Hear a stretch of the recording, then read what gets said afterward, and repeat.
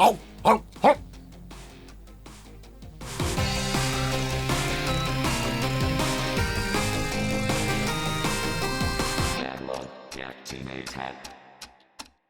Hey everybody, welcome back to Backlog Activated. I am Patnat, and today I'm joined by Weirdo Maxim.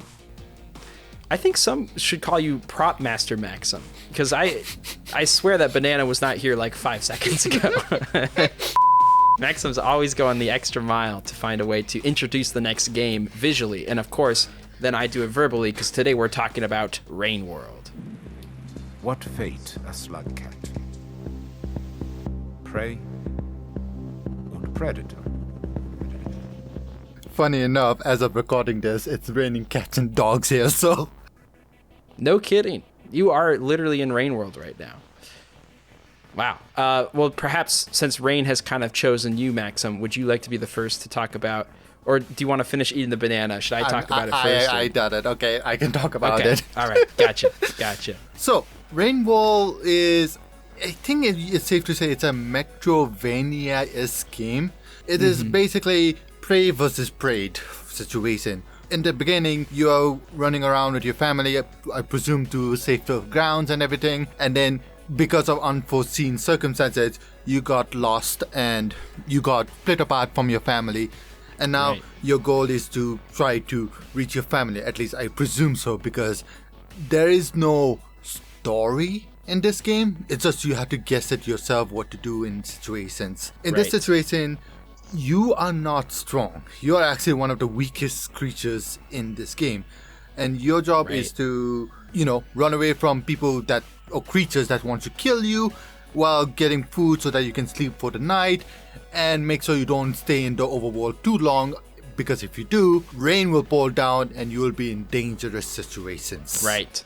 Yeah, it's kind of interesting because we've seen a lot of games that really make you feel powerful when you're playing through it. This game is not like that. It literally tries to make you feel like the bottom of the food chain, other than those flies you catch. And I think that's something this game just takes such great care of, or pays a lot of respect to, is the idea of an ecosystem and a food chain. It's very much putting that at the forefront, not just in its gameplay, but also, I guess, its world and story. Anytime you see a creature that's more menacing than you, which pretty much anytime you see a creature, it's going to be more menacing than you, start to feel that like drum beat kicking in and this intense music. It almost reminds me a little bit of like Pikmin. When you first find enemies in Pikmin, the music starts to get a little bit more treacherous because it wants you to know, hey, you're not the big guy here, all right? You're not the main character of this. That alligator, he doesn't care you're the main character, okay? He's got his own things going on.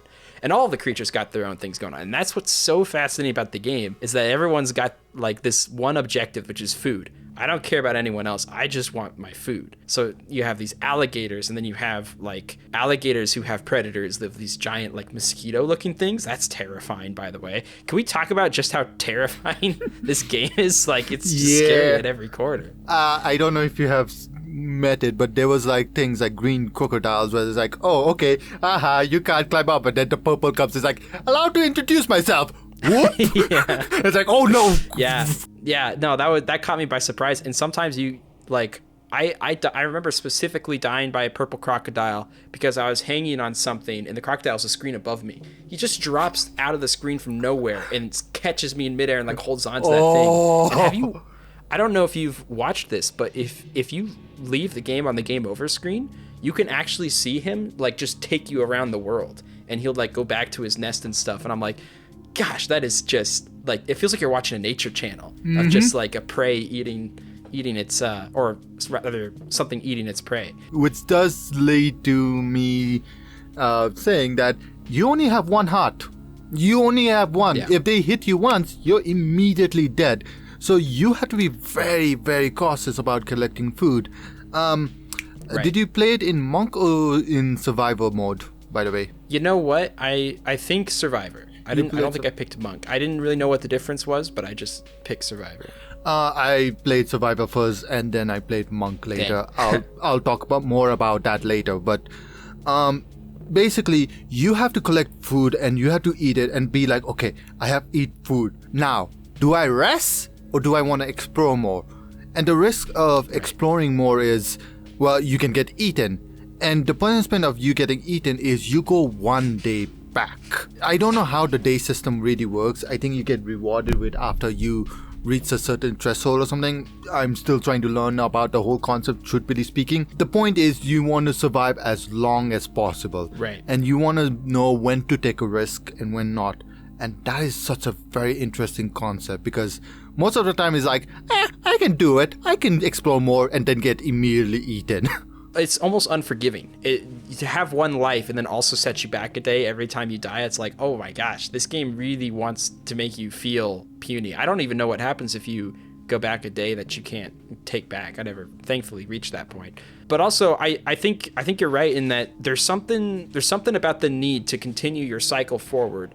But also, I never really understood why I was going back to my hibernation to make sure I grow an extra day, other than like, I know I'll lose it if I die. I assume at some point that helps you progress further into the game. I think that's one of the tough parts about the game is that it's not great at telling you where to go or how to progress it even.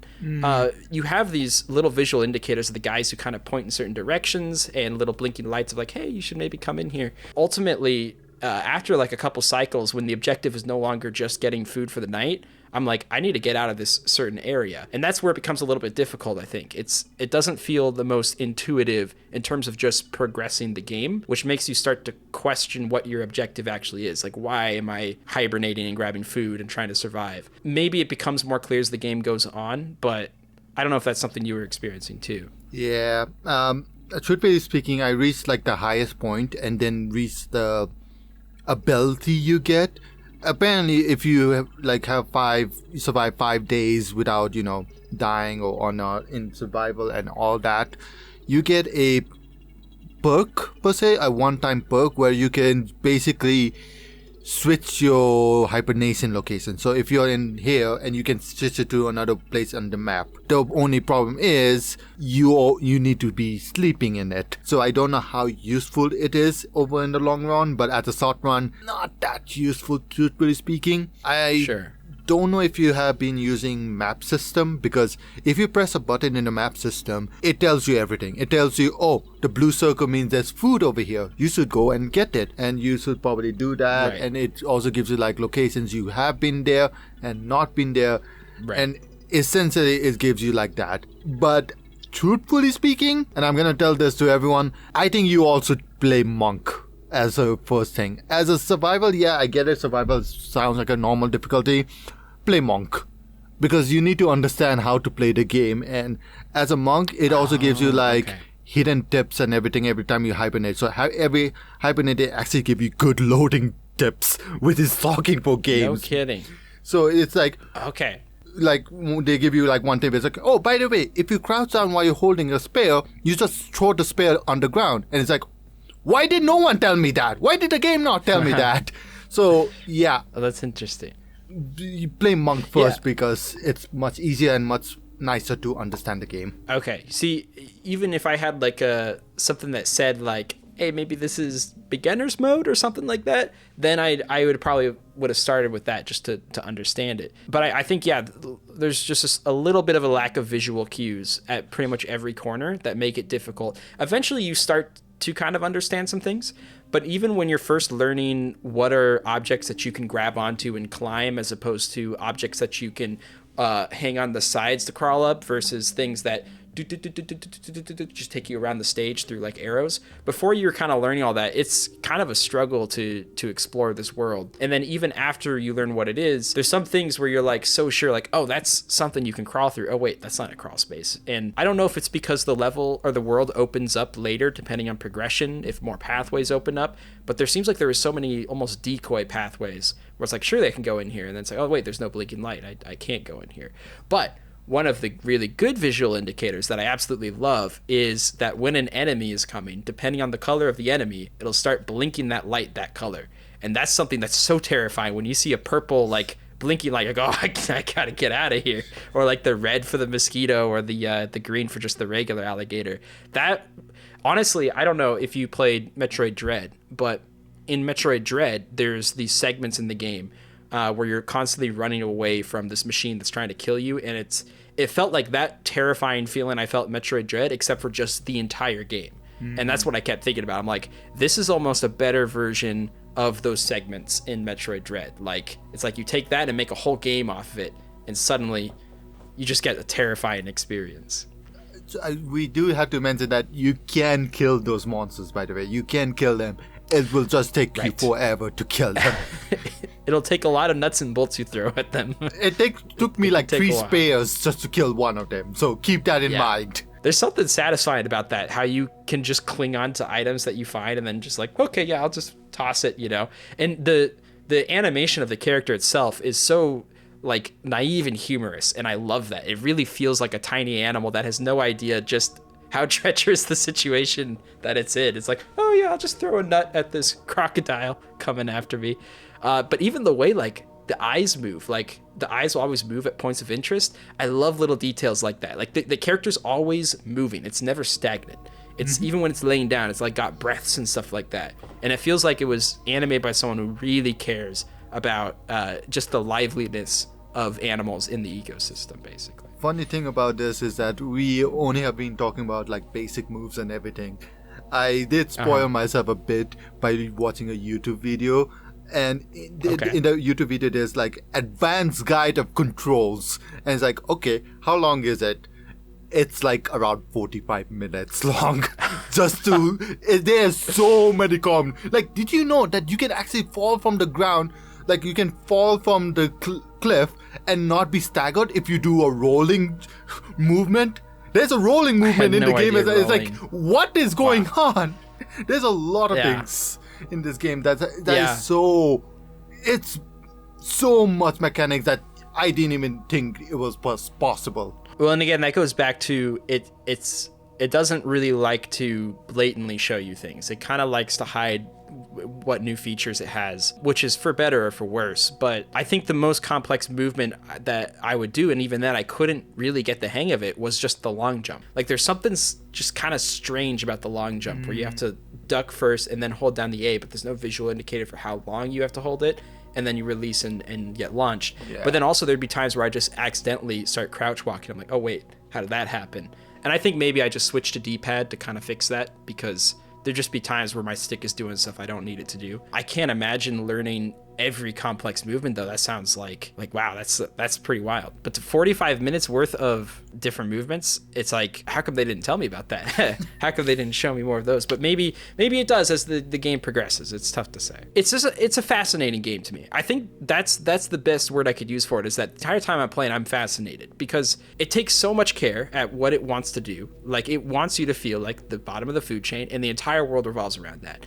And down to like the animations, it all feels like a very focused version or zoomed in version of tiny lifelike creatures. And I think that's where like the real charm is. Even the enemies, the way they like sprawl around and move, it's so bizarre yet fitting for what kind of a creature you imagine it to be, because it's not exactly real life creatures, but you know, things that kind of sliver around like that and flop around and just does whatever it can to traverse the stage. And then when it sees you, it does like the charge, and things like that is just so much fun to watch until you die and get chewed up and taken somewhere. But there's also been like the whole, what do you call it, like in Reddit and everything, the community has made like the whole ecosystem, like the generation system, like, okay, this crocodile came first, then this came first, then it evolved to a flying creature, and it's like so much evolution trees comes. It's absolutely incredible.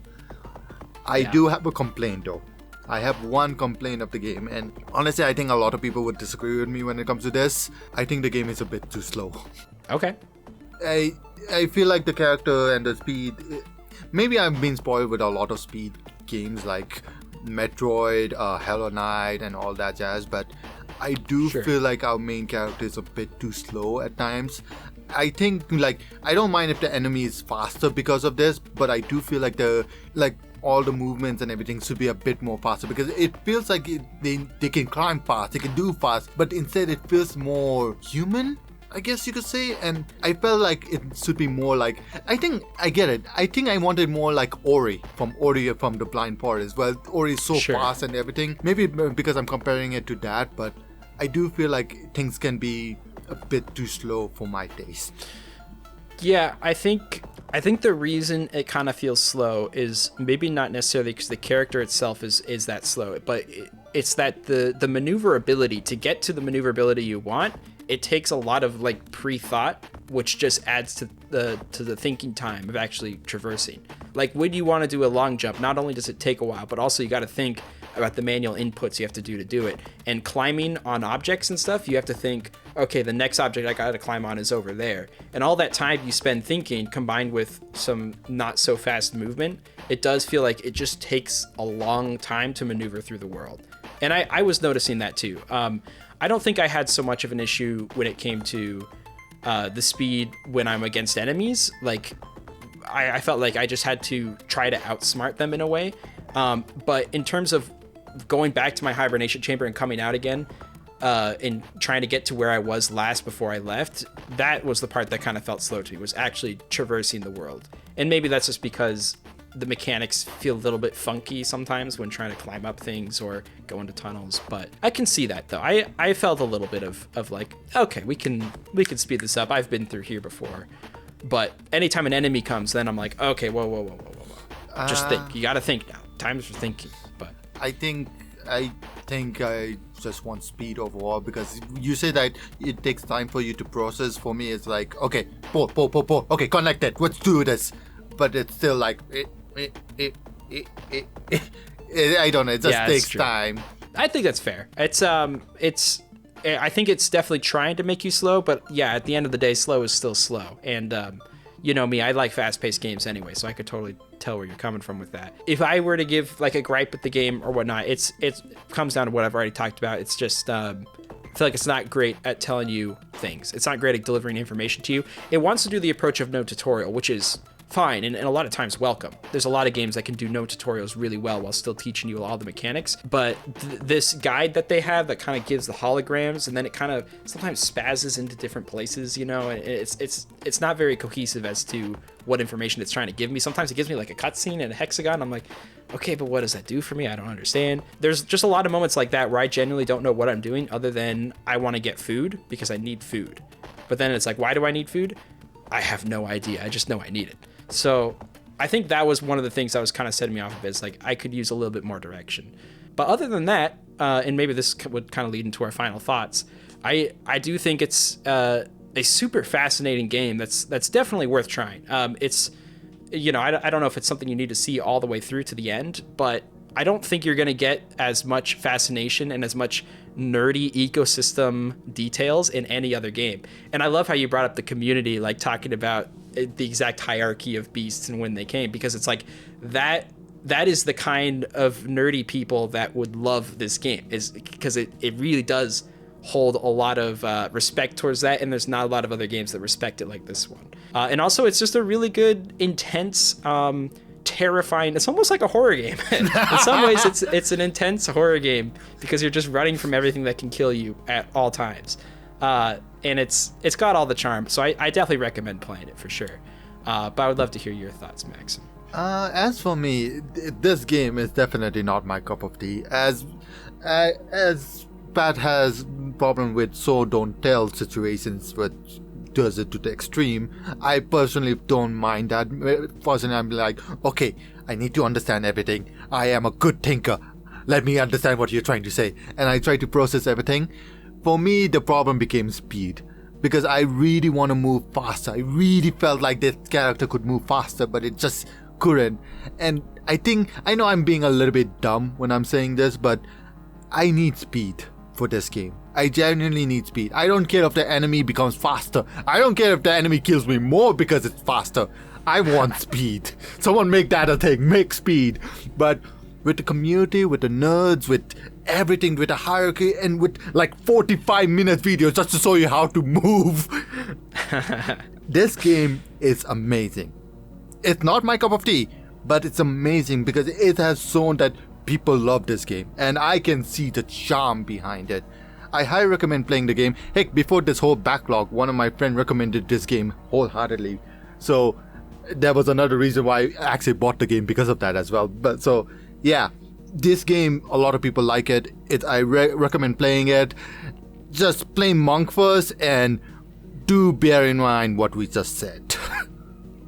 Yeah, I'm actually probably going to go back now and play Monk because I still feel like there's more fascination to uncover with the game. And that's ultimately, that speaks volumes. When you have a game that's fascinating, in this day and age, when you got games going out everywhere, not every game can be fascinating. But when you got one that's truly fascinating like this one, it's definitely worth picking up. And I think that's going to conclude our discussion on Rain World. But of course, you can check out our next discussion for whatever game we review next week. And until then, thank you for watching. This has been Backlog Activated, and we'll see y'all in the next one. So thank you and goodbye. Subscribe, otherwise you won't sleep tonight.